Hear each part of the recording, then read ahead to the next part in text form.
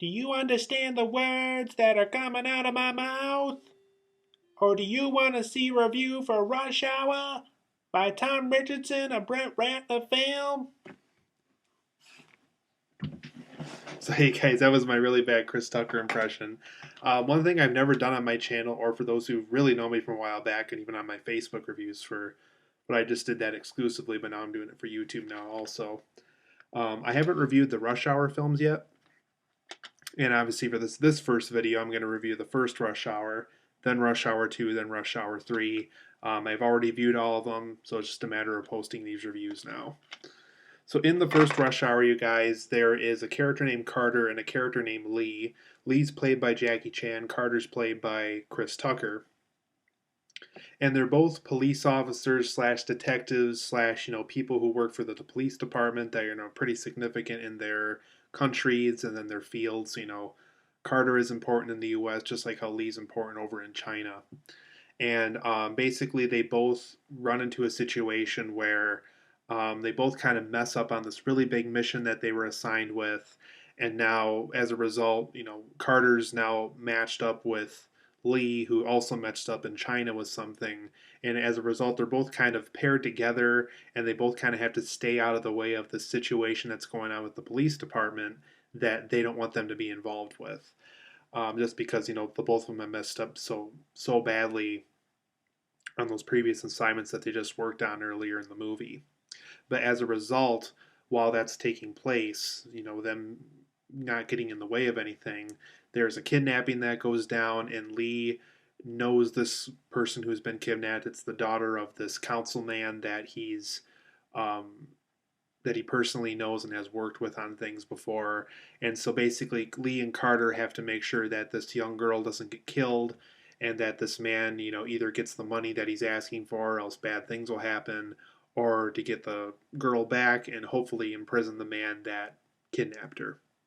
So overall, guys, Rush Hour is really a classic. This first Rush Hour film by Brett Ratner is probably one of his best films. I really think, I've definitely been guilty of making fun of Brett Ratner and really kind of hating on his films before. But the very first Rush Hour film is definitely not a film to be hated on. I really do think it's one of Brett Ratner's best work. See by my positives and negatives here why it really is one of his best films.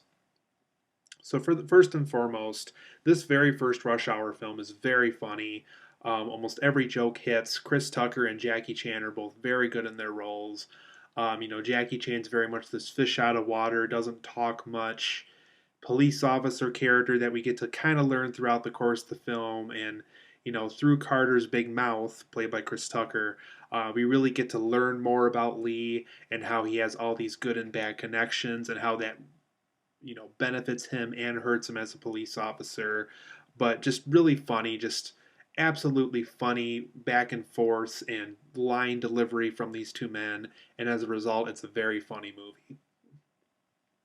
The very first Rush Hour also has great action scenes, great car chases, great heist situations, great rescue scenes and explosive scenes. Definitely puts Michael Bay's explosive stuff to shame, I think.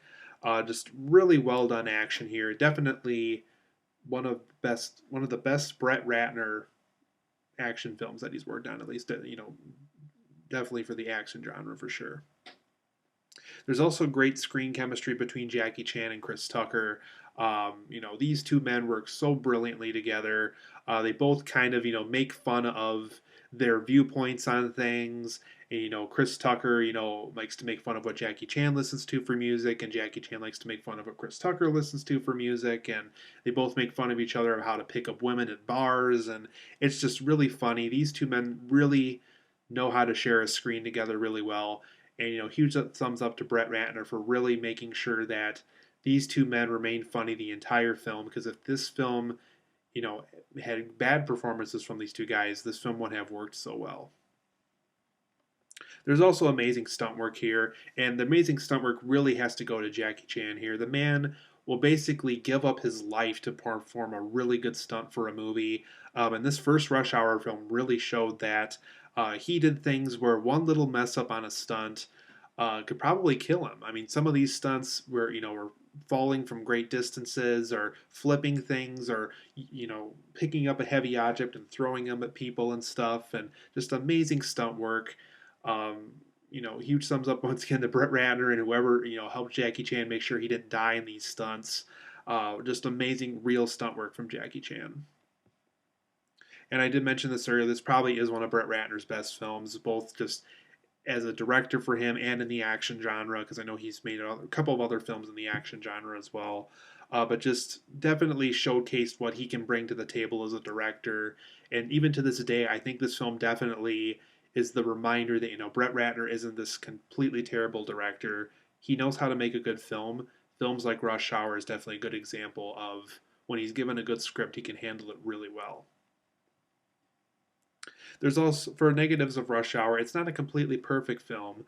I thought on occasion there was some cheesy acting from the supporting cast. I would say on the portion of the film where the police buddies and the police enemies of Carter, played by Chris Tucker, um, when they're kind of making fun of him for kind of supervising the character of Lee by Jackie Chan. It felt a little cheesy on how they were making fun of him.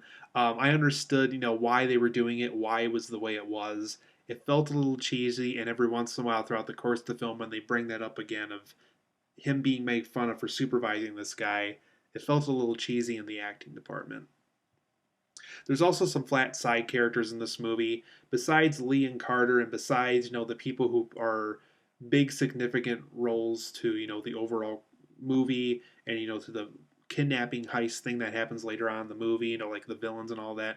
All the major key players are fine here, but some of those side characters, like the assistants to the villain, or the assistants to Lee and Carter, or the assistants to the captains of Lee and Carter, their bosses, really flat characters. You just kind of forget about them by the time the film's over with. And you almost have to intentionally rewatch the film just to kind of remind myself, oh, yeah, well, that's what they did throughout the movie. That's why they were there.